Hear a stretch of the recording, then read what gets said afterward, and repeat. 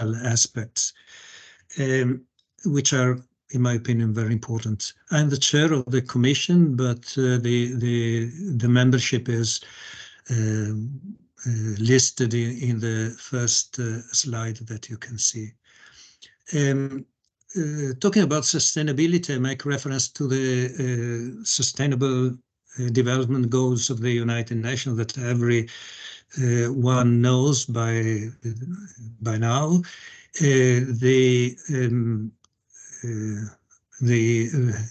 Let's say, address the three pillars of sustainability: social, economic, and environmental. And there are many aspects of orienteering life and activities that make reference to some of them. However, in this presentation, I will mainly talk about the environmental aspects. In this map, let's say we call it a mind map, you can see the main aspects of sustainability related to events. That is the protection of the environment, the mitigation of climate change, and relationship with external stakeholders. Where do we stand? Well, orienteering is already to a very large extent in a sustainable sport in relation with the environment. We have minimal infrastructure and mainly temporary. We have no stadium, no swimming pools to build, consuming resources.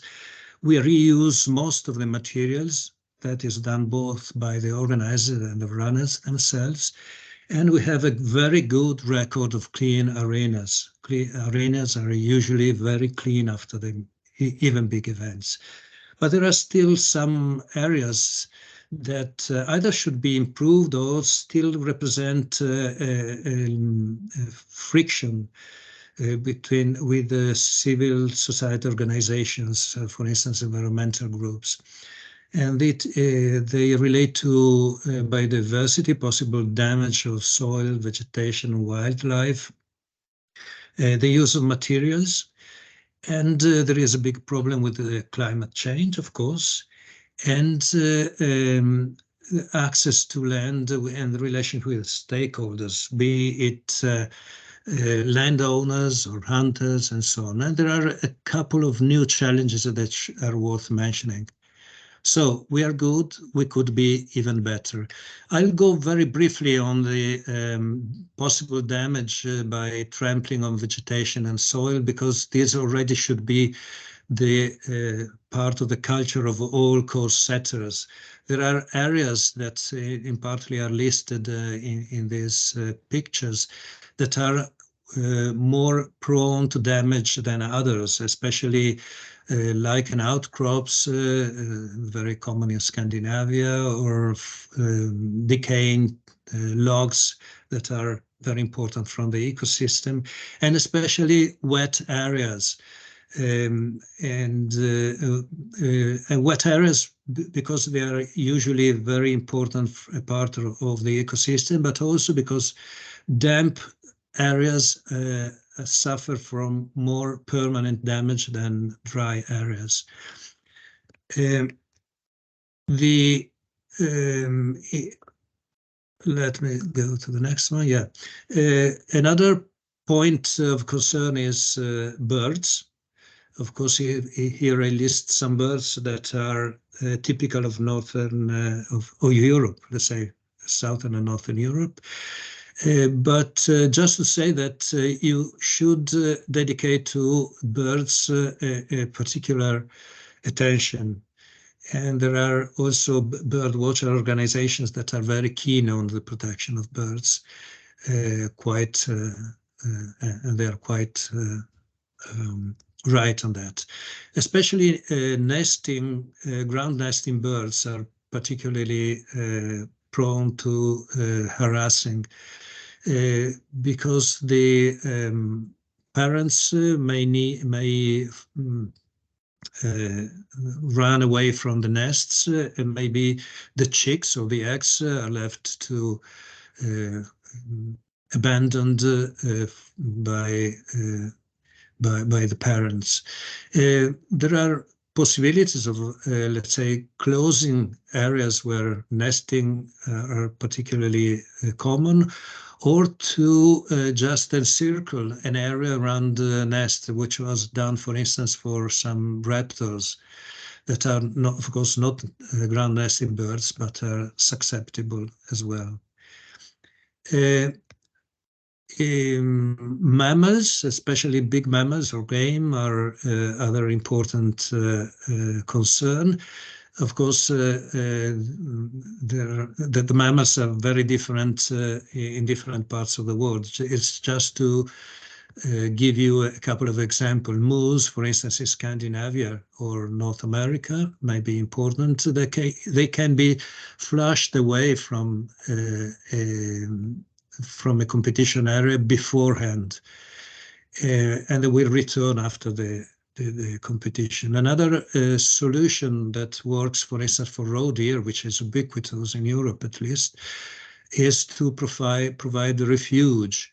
Refuge is an area that is not affected by controls, so where the runners will not likely will not go, and the animals take shelter there and return to the area after the competition.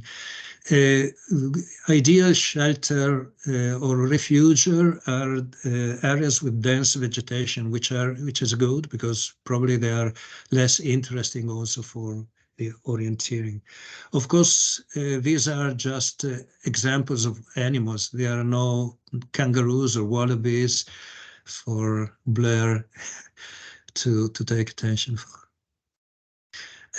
Here I'm a bit provocative. I mean, I don't mean that such relay as Jukula or Tiomila should not be performed.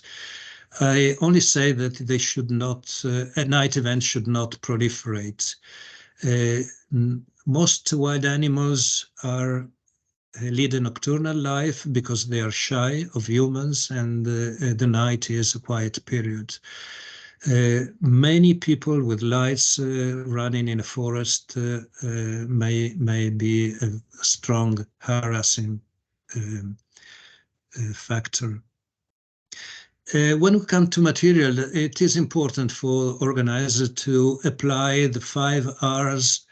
Well, we have version with 4 or 5 or 6, but let's say this pyramid of consideration to reduce the impact of materials is very important. So what we can refuse because it damages the environment, what we can do without, what we can reuse, down to what we can recycle. I point out that it is very important to have the pyramid in this proper order. I mean, reusing, for instance, is much better than recycle. Recycling always brings along energy consumption and material, and is not always as efficient as it appears. An important topic is, of course, waste sorting. The message is that the type of sorting must be checked with the local waste management services, because they change and depend on the facilities of the waste sorting services. It is important to be very clear, possibly visual, on what goes into what bins. And of course, it is important to avoid overfilling the bins. So my suggestion is to have a person or a team that takes care of the bins and is ready to put an extra bowl in each of them. There is no worse thing than to see waste in the wrong bin just because the correct one is full. I spent some time on plastic because plastic is a very critical part of their materials. First of all, because plastic is a wonderful material, but because it lasts a lot of time, a lot of years, but it lasts too much. They can last for 100 years or more. And in nature, they are fragmented into micro or nanoplastics. They enter the food chain. They release toxic additives when they break down. And despite recent improvement in recycling, the fraction that is recycled is still small. It has been calculated on a worldwide basis that less than 20% of the plastic is recycled, and even a small fraction is recycled effectively, so they return to the previous use. There is a lot that is landfilled, a part is incinerated, and a lot ends down in rivers, seas, and ocean. And it is expected that then by the end of the century, there will be in the oceans more plastic than fish. So just a couple of pictures to show you what I mean. It would be correct to speak of plastics, not plastic, because there are different types of plastic and they should be treated separately, which is not always the case because it depends on the kind of facilities that the sorting facility that they do have in the waste treatment services. For instance, even the same a bottle can have the bulk, the main part of the bottle made in PET, and the label or the cap in polypropylene, and they follow different paths in recycling.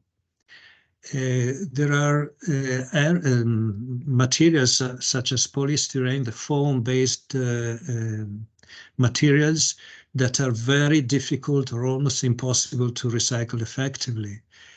And so my message is avoid plastic and especially single-use plastics as much as possible. That would be a very flagship for sustainable events in orienteering. So find alternatives to plastics, especially single-use plastics. Paper is recycled to a good extent, but if you can spare the use of paper is much better. So flyers, bulletins, start lists already are going on the web and need not be printed. If printing is really necessary, then black and white, double face, and recycled paper are important.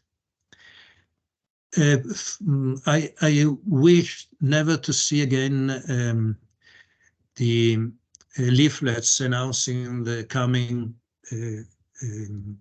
competitions within on the windshields of cars. That advertisement should be made on the web. Just two pictures to show you, to introduce you to the issue of climate change.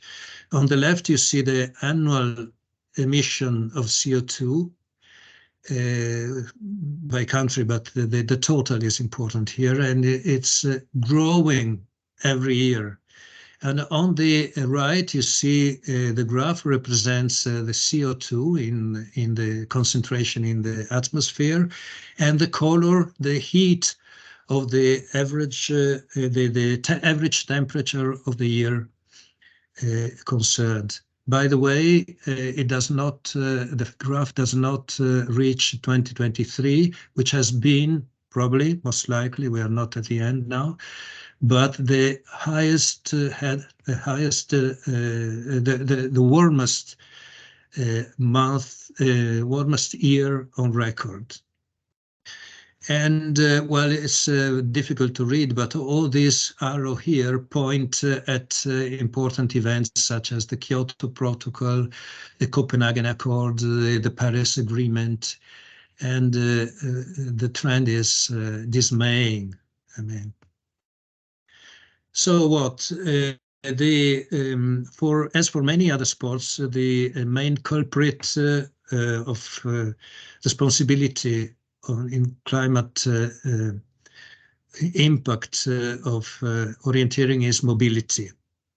Of course, it is very difficult to reach remote areas without private cars, but all the options to maximize collective transport, so train as first instance or coach, should be exploited. So info on train reaching the nearest town or station should be displayed in the website, event websites. Shuttles from the station, for instance, to the arena could be organized to minimize the use of private cars. Wherever possible, facilitate the use of bicycles and discourage cars, especially with unoccupied seats. A possibility that has been already tested in some areas is to apply differential parking fees. So higher parking fees when there is just the driver, or free parking or very low fee when there is a full car. Another option without fees is to let full cars park near the arena and individual drivers in the far away area. An important thing is to collect data on carbon emissions on events. There is the link that we'll see and we'll have in the presentation that will be available after the meeting, is a device that has been worked out by the Commission, and is very simple to estimate carbon emissions due to car mobility at events. And another simple calculator, just for curiosity, if you want to calculate your own carbon footprint at competitions, you can do that.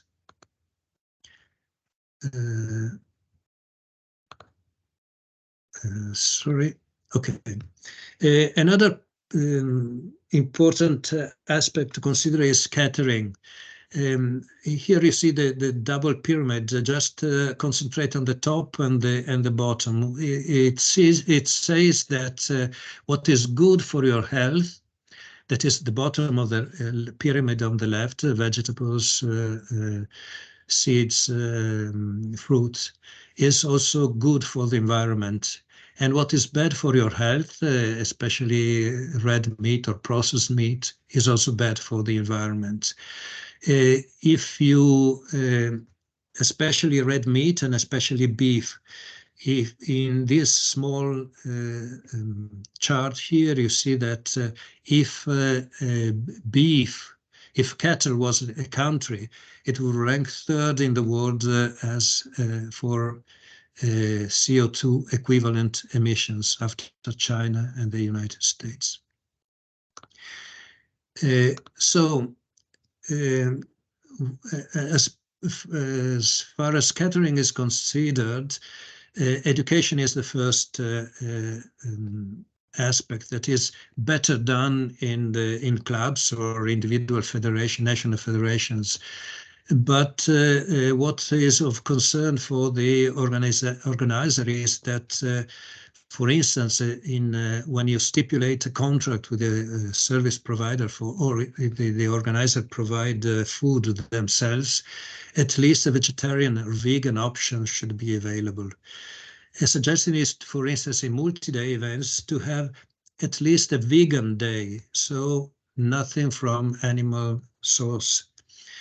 Of course, compostable or reusable tableware instead of plastic. This plastic tableware, single-use tableware, is forbidden in many parts. It's forbidden in the European Union, for instance. You should have a plan to use surpluses. Food waste is the reason for it has been estimated as about 30%, 25 to 30% of all potential food production. And so you should have plans to, for instance, to give surplus to charities, or to make it available at a lower price at the end of the event, and so on. A good advice is also to use local sourcing for and seasonal produce. It minimizes energy inputs in the production and in the transportation. If not, if local sourcing is not possible, fair trade is certainly a good option too. Energy, if possible, connect to the grid, especially if you have renewables, electricity from renewable sources available. Use low absorption equipment. That's usually done already by using laptops instead of workstations. A possibility that is little explored at the moment is to use portable photovoltaic panels with the batteries and inverters as a source of energy. Another little explored possibility is to use electric cars as sources of electricity. There is already a vehicle-to-grid technology that could be exploited. And if you have to use power generators, use biodiesel or ethanol as a fuel. Just to show you how you could approach improving the carbon budget of an event. You could start from a baseline, so for emission estimated from previous events, and reason in a stepwise process what you could avoid, what you could reduce, what you could replace, for instance, inefficient equipment with more efficient equipment. You end up certainly with some unavoidable emissions.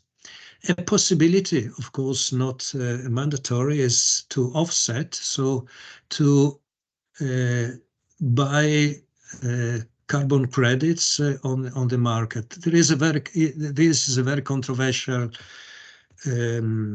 measure, and because carbon credits has been criticized for being let's say, leading to greenwashing in some cases, but that is an opportunity to be considered. Just a couple of words of new challenges. In some areas of Europe, there is not only of Europe, there is the African swine fever, which is let's say, can be distributed in other territories by spreading dirt from wild boars, for instance. So a good practice is to wash shoes, gaiters, garments, and leave no food residues after a race.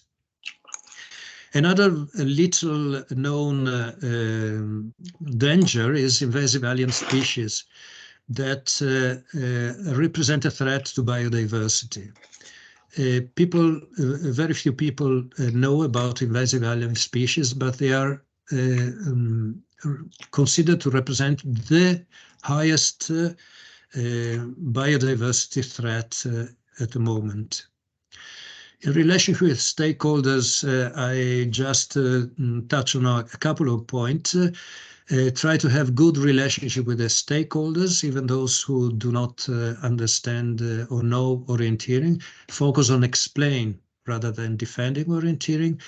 Start dialogue early. We heard that about risk analysis and dialogue with the police or fire brigades or whatever, which is very important. I will just point another important issue that you should keep, or the owner of the map should keep track of all the activities that go on with the map.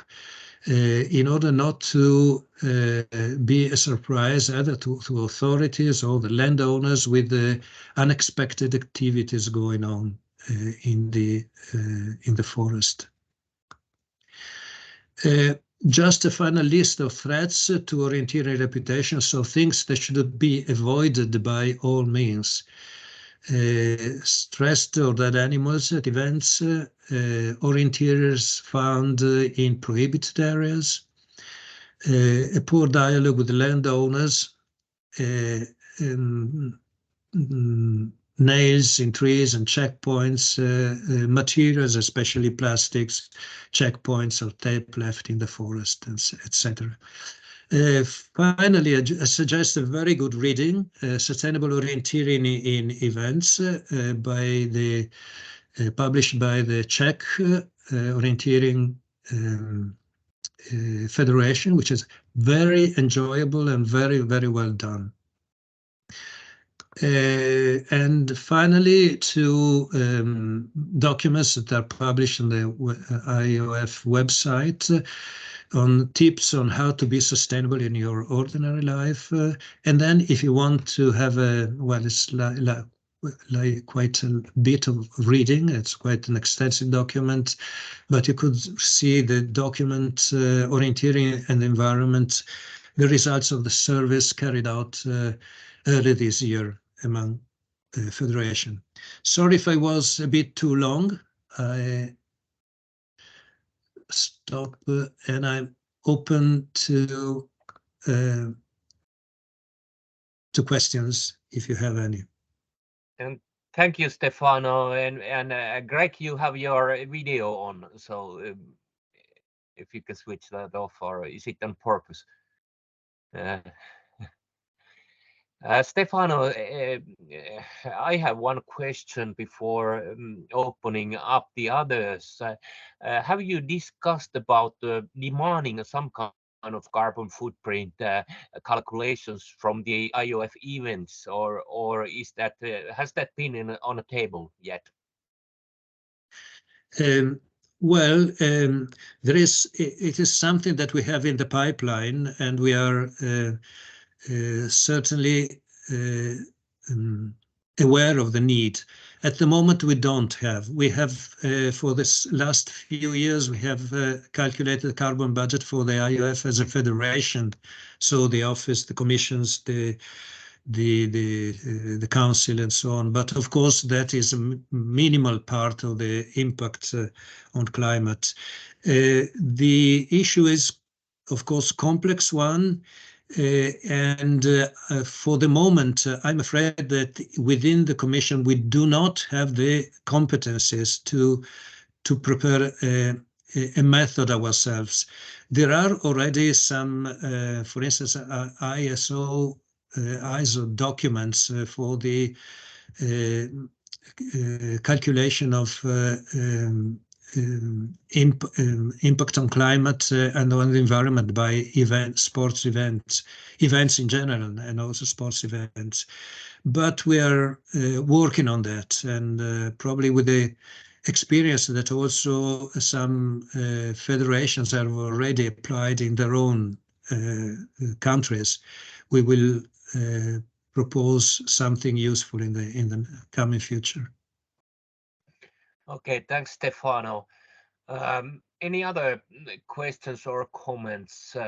I can't see any right now, so thanks, Stefano, again. And back to you, Aaron, for closing remarks. Sorry, Guntaras, go ahead. Hi again. Sorry, I just wanted to point out that it's not only challenge to follow all those requirements from EU and other like nature institutions, but it's also a risk, I think, for our sport in general that these protection areas, nature protection areas like bird and animal protection areas becomes more and more like wide in the maps, and there are always restrictions on those areas. And basically, I see in the future that this is a risk to our sport, that we simply can't get into the forest in the interesting areas and have races. So I just opened the World Orienteering Championship 2018 like protection map. I don't know if it need to be shared, but I count there around more than 100 different restrictions on that terrain at the moment in the some governmental nature protection maps. So if we follow all those, basically we can't. If we strictly follow, we cannot do an event there. So I also expect that the IOF somehow tries to discuss that on some EU level and try to protect or willingness to be in a forest and to run. Otherwise, we have to move to the cities or open areas only and do the orienteering in golf courses or I don't know. So there is certain risk in the future because these areas, these protection areas, become more and more wide, and I think there is even certain percentage required to have these protection zones in our country from total like forestry. So yeah, that's just my comment. It's a bit dangerous in the future.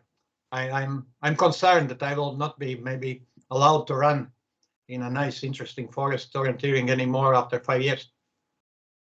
I agree with you on the risk, which varies from country to country.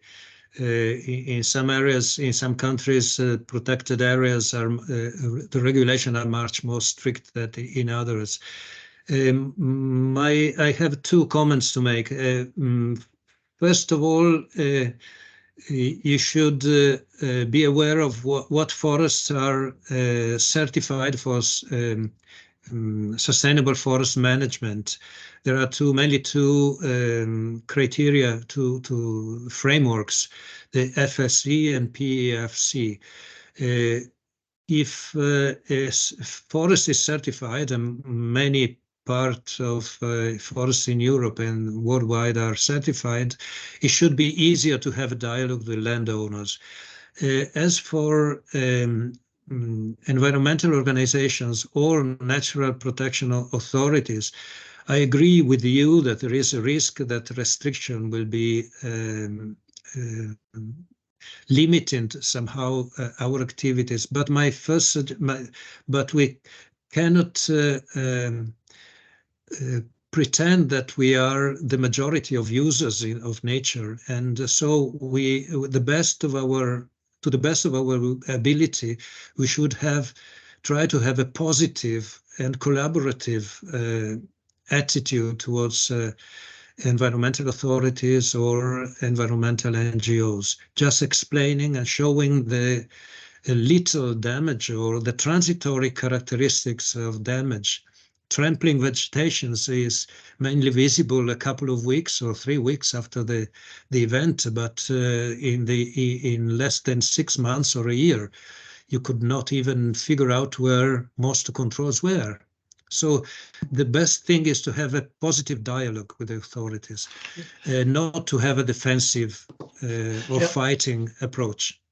I fully agree. We also, our federation representatives trying to participate in discussions with local, like state institutions who's responsible in charge for the protection, but and try to create a dialogue, but it's has not been very successful, and yeah, it's in some countries it's like in ours, it's really challenge and serious challenge. Because these most interesting areas for orienteering also are quite often covered with some national park restrictions or some. That's quite typical, I believe, and yeah, that's. I just wanted to express that message. Yeah. Right. Okay, thank you, and thank you, Stefano, for the presentation.